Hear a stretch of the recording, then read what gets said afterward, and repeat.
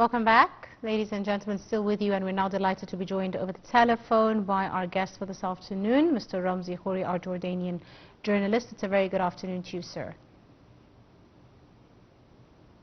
Good afternoon, Mr. Ramzy. Can you hear us?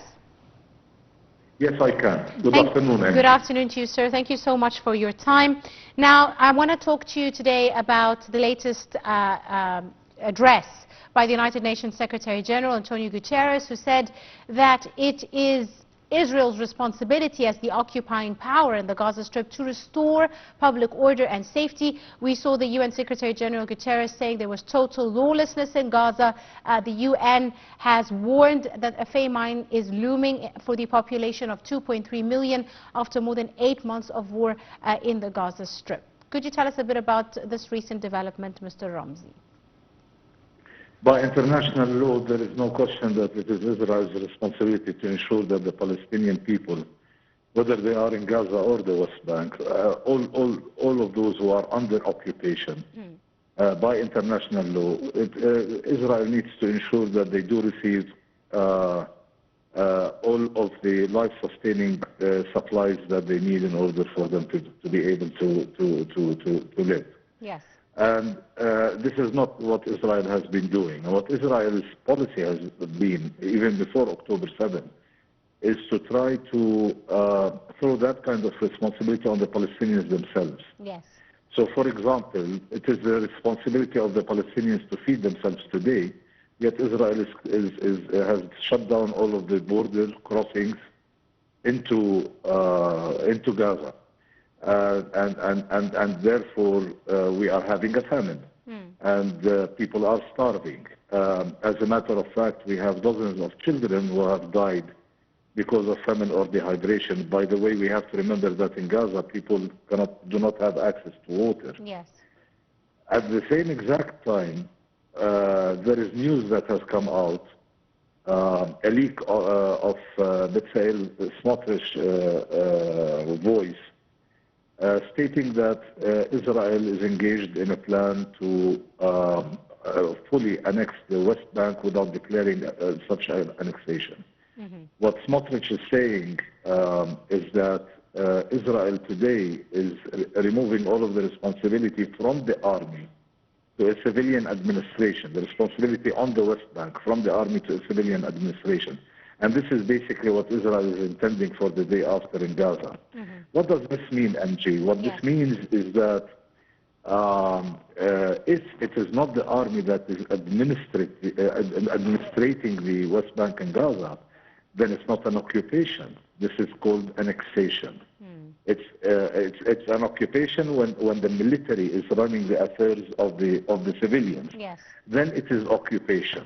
So they are attempting to change the status quo on the ground in order to appease the right-wing agenda of Smotrich, Ben Gvir, and obviously they are the allies of Netanyahu, and Netanyahu is totally sold out on giving them all of these perks that they are demanding. So this is basically what is going on. At the same exact time, the whole world understands this, by the way. We are seeing the world getting really agitated.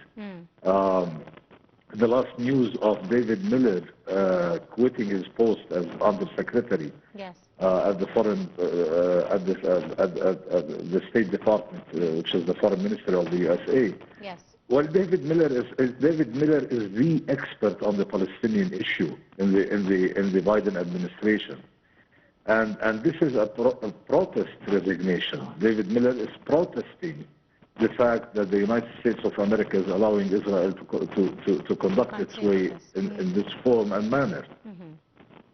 Indeed, so this is very important to note. Absolutely, Mr. Ramzy. And another issue that Guterres said was most of the trucks carrying the humanitarian aid in Gaza now were actually being looted because Israel is preventing the UN from using the Palestinian civil police for aid security at least, and total chaos is ensuing in the Gaza Strip. as there seems to be no authority in most of the territory. How dangerous is this development, Mr. Ramzy, with regards to at least ensuring the remaining population gets whatever little sustenance they can? It's a disaster because the Israelis just attacked the camp that is next to the headquarters of the Red Cross in Gaza, killing a lot of children, women, families, and the vast majority of these people who were encamping next to the Red Cross had to flee again, and fleeing is also disastrous because there is no place in Gaza that is safe for any civilian. So fleeing does not mean that they are going to get any protection. So we're having a major problem on the ground. Yes. And the Israelis are ridiculous about it. I mean, they just declared that they are looking for an alternative to the Red Cross because they no longer like working with the Red Cross. And they don't want the Red Cross to be functioning either in the West Bank, Gaza, or Israel. So the Israelis are pertinent in displaying their arrogance in terms of how they're dealing with all international organizations, whether it's the UN, who Israel is promising to throw out all of their senior officers who are based in the territories, whether it's Palestine or occupied Palestine or Israel, but also the Red Cross. And the Red Cross is something that is very dangerous, Angie. I'll tell you why. Because not only is the Red Cross taking care of Palestinians in the occupied territories in Gaza today, who badly need the Red Cross, but the Red Cross is also responsible for all of the prisoners of war that Israel is holding. And these prisoners are undergoing terrible treatment. There is disease that is spreading because of lack of cleanliness. The prisoners are not allowed to shower or to bathe. Yes. Often there are no clothes, so they cannot change. They cannot wash their clothes. The cells are overcrowded by 3 times the capacity. And the way that they are treated, they are undernourished. The Israelis are not giving them the food that they are supposed to be offering to prisoners in Israeli prisons, etc. So what we are seeing is a catastrophe that is ongoing inside of the prisons, and that is the responsibility of the Red Cross. Yet the Red Cross has not been able to do anything for these people because the Israelis are not allowing the Red Cross to do its duties. The other thing that is very dangerous that is related to the Red Cross and to prisoners are all of those Palestinians who were kidnapped out of Gaza and thrown into prison camps in the Naqab area. And the Red Cross has not been allowed to go and visit them, to check on them. We know that the Israelis have executed many of them, doctors, engineers. A lot of these people who were kidnapped were people who were vital to providing service to the general population inside of Gaza. And these people are not political people. No. They were kidnapped, and many of them have been executed.